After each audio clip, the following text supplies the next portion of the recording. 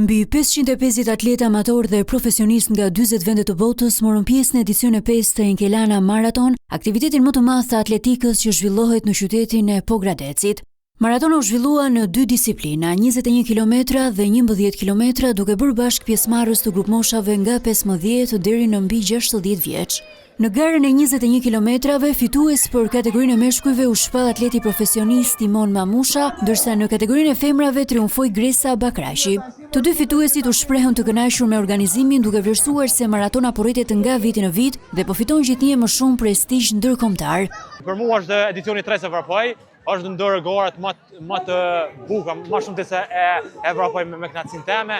Vitin e parë kam qenë i pari, vitin e dytë kam qenë i dyti, si vetapet i pari. Unë shijoj shumë sepse është vendin tim, është shtëpia ime dhe jam me njerëzit e mi, sepse shumicën e rasteve jemi në arenën ndërkombëtare dhe sigurisht është presioni shumë i madh. Kurse në vendin tim, domethënë vi vetëm me shiju gara dhe ishte një organizim i manitshëm.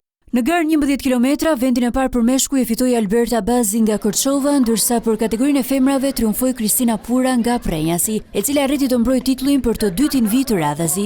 Pjesë i kësaj maratone ndërkombëtare ishin sportdashës nga Shtetet e Bashkuara të Amerikës, Rusia, Japonia, Greqia, Suedia dhe shumë vende të tjera.